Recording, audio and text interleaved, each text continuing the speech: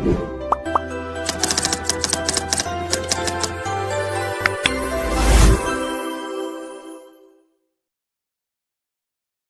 Everyone, welcome to learn easy maths classes. आज इस video में मैं आपको एक्सरसाइज 16D के क्वेश्चंस कराऊंगा। So without wasting A time let's begin. Question number 1 है टिक द क्वाड्रिलेटरल्स। सबसे पहले आपको ये जो टर्म क्वाड्रिलेटरल है इसका मीनिंग समझना है। क्वाड्रिलेटरल्स किनको कहते हैं? क्वाड्रिलेटरल में क्वाड वर्ड आ रहा है। ये जो क्वाड होता है, quad stands for 4। Quad means 4 होता है। तो ऐसी क्लोज्ड फिगर्स जिसमें 4 साइड्स आए, उन फिगर्स को हम क्वाड्रिलेटरल कहते हैं। क्लोज्ड फिगर होनी चाहिए, ठीक है। अब जैसे यहाँ देखो, ये एक क्लोज्ड फिगर है, आप इस फिगर के अंदर कहीं से नहीं जा सकते, कहीं से ओपन नहीं है, ठीक है ना। तो यहाँ पर आपको एक क्लोज्ड फिगर तो दी है, बट इसमें number of sides 1, 2 and 3 sides हैं। तो क्या ये क्वाड्रिलेटरल है? No, this is not a quadrilateral. यहाँ पर देखो नंबर ऑफ साइड्स 1, 2, 3, 4 साइड्स हैं। Yes, this is a quadrilateral. Next part देखें, ये भी एक क्लोज्ड फिगर है। साइड्स काउंट करते हैं 1, 2, 3, 4। यहाँ पर भी 4 साइड है, तो yes it is also a quadrilateral. Next one 1, 2, 3, 4, 5। ये 5 साइड की फिगर है। 5 साइड की फिगर पेंटागन कहलाती है, पेंटागन, ठीक है। तो ये क्वाड्रिलेटरल नहीं है, नो। इस पर आते हैं, ये भी एक क्लोज्ड फिगर है 1, 2, 3, 4। इसमें भी 4 साइड है। Yes, it is also a quadrilateral. तो कौन कौन से क्वाड्रिलेटरल हो गए? बी, सी और ई। इस तरह से आपको ये क्वेश्चन नंबर 1 करना है। अब आ जाते हैं नेक्स्ट क्वेश्चन पे। क्वेश्चन नंबर 2, ये फिगर दी है। Fill in the blanks. First part, the figure ABCD is called dash. यहाँ पर फिगर ABCD जो आपको दिखाई दे रही है, A से B, फिर B से C और C से D और लास्ट में वापस D से A, ये एक क्लोज्ड फिगर है जिसमें कितनी साइडें आ रही हैं? 1, 2, 3, 4 साइड आ रही हैं। तो इसको हम क्या बुलाएंगे? क्वाड्रिलेटरल। तो फर्स्ट पार्ट का आंसर हो गया क्वाड्रिलेटरल, ठीक है। सेकेंड पार्ट देखें, इट्स साइड्स आर। आपको साइड्स बतानी है।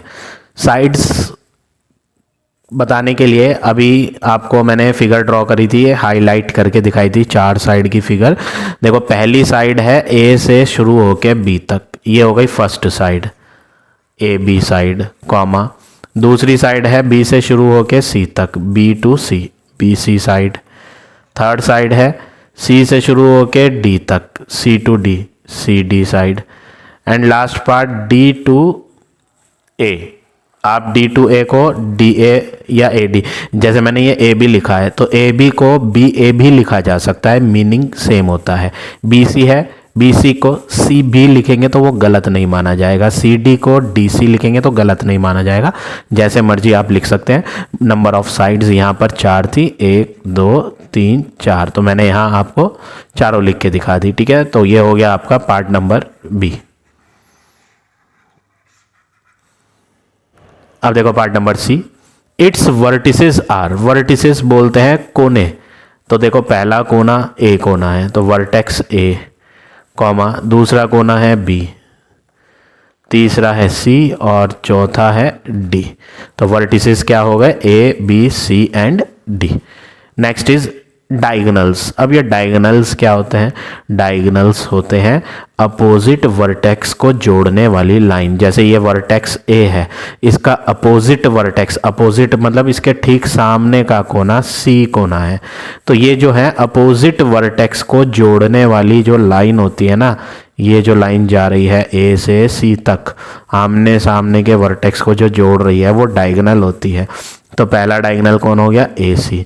दूसरा डायगोनल क्या हो गया? D से जोड़ रही है सामने B को DB लाइन, तो DB is also a diagonal. DB लिख दो या BD, A से लिख दो या CA, मीनिंग एक ही है, ठीक है। तो डायगोनल कितने हैं इसमें? 2 डायगोनल्स हैं, ठीक है। अब देखो इसका last part, triangles in the figure are, आपको बताना है यहाँ पर ट्राइंगल्स कितने हैं, उनके नाम। पहला ट्राइंगल ए बी ओ, ये वाला ट्राइंगल ए बी ओ लिख सकते हो, ए ओ बी लिख सकते हो, बी ओ ए, कोई सा भी अल्फ़ाबेट पहले आ सकता है, कोई कंपलसरी नहीं है। ट्राइंगल का सिंबल बनाएंगे, ठीक है। ए से ओ से बी, ए ओ बी ट्राइंगल, 3 अक्षर वाला ट्राइंगल, 3 अक्षर लेने हैं, ए ओ बी।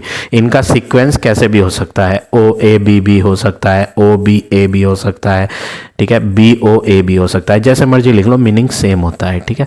दूसरा बनाते हैं, दूसरा है बी से ओ, फिर ओ से सी, और वापस क्लोज हो जाएगा बी पर, तो बी ओ सी लिख लो, ट्राइंगल बी ओ सी लिख लो।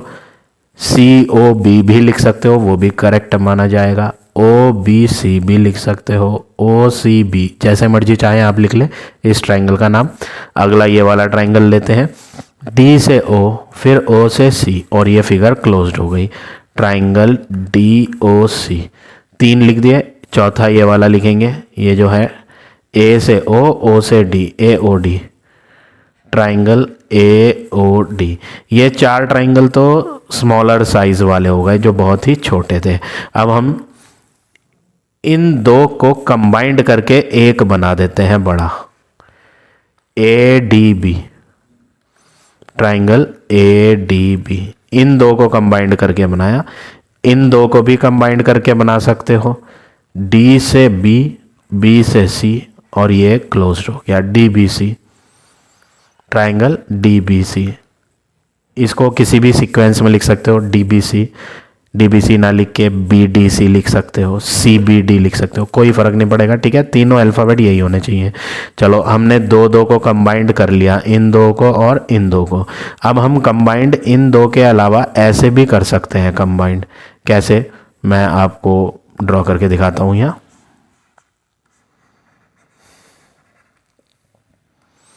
पहले हमने इन 2 को कंबाइंड किया था, अब हम इन दोनों को नहीं करते, दूसरे 2 करते हैं। कौन से 2? ये और ये बन जाएगा triangle A B C, triangle A B सी।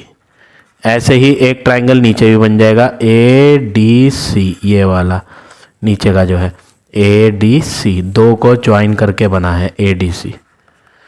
तो कितने ट्राइंगल बना दिए? 1 2 3 4 5 6 7 8। हमने यहाँ 8 ट्राइंगल बना दिए। तो ये हो गया आपका फाइनल आंसर सेकंड के ई पार्ट का। इससे ज़्यादा नहीं बन पाएंगे इसमें। अब आ जाते हैं नेक्स्ट क्वेश्चन पे।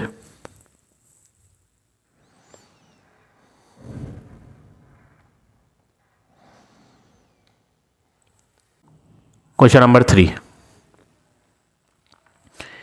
Each angle of the given quadrilateral is a right angle. वो कह रहा है ये जितने भी हमें क्वाड्रिलेटरल दिख रहे हैं ये क्वाड्रिलेटरल है सारे, क्योंकि इन सब की फिगर्स में कितनी साइडें आ रही हैं? 4 साइड्स आ रही हैं, इसलिए ये सारे के सारे क्वाड्रिलेटरल हैं। वो कह रहा है हर एंगल हर क्वाड्रिलेटरल में 90 90 का है। ये सारे एंगल अंदर वाले 90 हैं। दूसरी फिगर में भी सारे एंगल अंदर वाले क्या हैं? 90 डिग्री के। ये सब एंगल जो फिगर के इनसाइड में दिए गए हैं ये सब 90 डिग्री हैं। कोई सा भी पार्ट हो सब में 90 डिग्री के एंगल हैं, ऐसा क्वेश्चन में कहा है। Pick the rectangle and square. आपको सेलेक्ट करना है कौन रेक्टेंगल है और कौन स्क्वायर। अब देखो रेक्टेंगल और स्क्वायर में डिफरेंस क्या होता है? रेक्टेंगल और स्क्वायर में सिंपल सा डिफरेंस है। स्क्वायर में क्या होता है?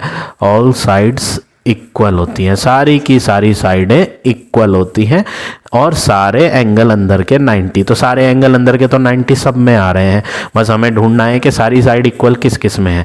जैसे ये फिगर दिख रही है आपको 3 3 3 3, सारी साइडें 3 है, तो ये कौन है? एक स्क्वायर। यहाँ पे भी सारी साइडें आपको क्या दिखाई दे रही है? 4 4 4 4, ये भी सारी साइडें इक्वल है, तो ये भी कौन है? स्क्वायर। बची जो 2 फिगर्स उनमें सारी साइडें इक्वल नहीं है, देख लो चाहो तो आप, एक 4 एक 5 फिर 4 5, सारी सेम नहीं है, तो ये स्क्वायर नहीं है, ये रेक्टेंगल है। रेक्टेंगल क्या होता है? रेक्टेंगल में होती हैं अपोजिट साइड्स इक्वल। रेक्टेंगल में क्या होता है, आमने सामने की साइड, अपोजिट साइड इक्वल होती है आमने सामने की। जैसे 5 के सामने ये 5 आमने सामने की इक्वल है, 4 के सामने इधर ये 4, तो अपोजिट साइड इक्वल है, तो ये फिगर क्या कहलाएगी, रेक्टेंगल। स्क्वायर नहीं है ये, ठीक है, स्क्वायर में सारी इक्वल होती हैं। इधर देखो, इसके सामने ये सेम है, 4 के ठीक सामने 4, अपोजिट साइड इक्वल आ रही है, तो ये भी कौन है, रेक्टेंगल। तो ये हो गया आपका क्वेश्चन नंबर 3। अब देखिए next question number 4। All the angles in the figure are 90। Figure में दिखने वाले सारे के सारे एंगल्स क्वेश्चन में कहा है 90 हैं। जितने भी दिख रहे हैं हमें, ये सब के सब एंगल्स 90 डिग्री के हैं। हर कोने पर बना हुआ एंगल जितना भी यहाँ फिगर में दिखाए गए हैं सब 90 हैं, ऐसा क्वेश्चन में बोला है, ठीक है। नेम द रेक्टेंगल्स, वो आपसे कह रहा है आप यहाँ पर रेक्टेंगल के नेम बताओ। देखो छोटे छोटे 4 रेक्टेंगल दिखाई दे रहे हैं, इनके नाम लिख देते हैं। पहला नाम AGME, पहला रेक्टेंगल AGME। इधर का दूसरा लिखते हैं, जी था ये, मैं ये इरेज करता हूँ यहाँ से, ये देखो। अब इसका नेम लिखते हैं GBFM।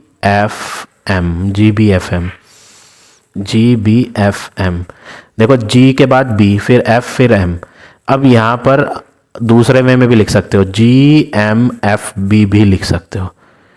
GFMB लिखना गलत होगा, मेरी बात ध्यान से सुने मैं क्या कह रहा हूँ। रेक्टेंगल के जब नाम लिखते हैं तो हम एक ऑर्डर में लिखते हैं, ऑर्डर में एक सीक्वेंस चलाना होता है। देखो जैसे G से शुरू करें तो G से लाइन कहाँ जा रही है, या तो B पे जा रही है G से लाइन, या M पे। तो आप इन दोनों में से ही कोई ले सकते हो, F नहीं ले सकते। G से कोई लाइन F पर नहीं जा रही, तो खास ध्यान रखें।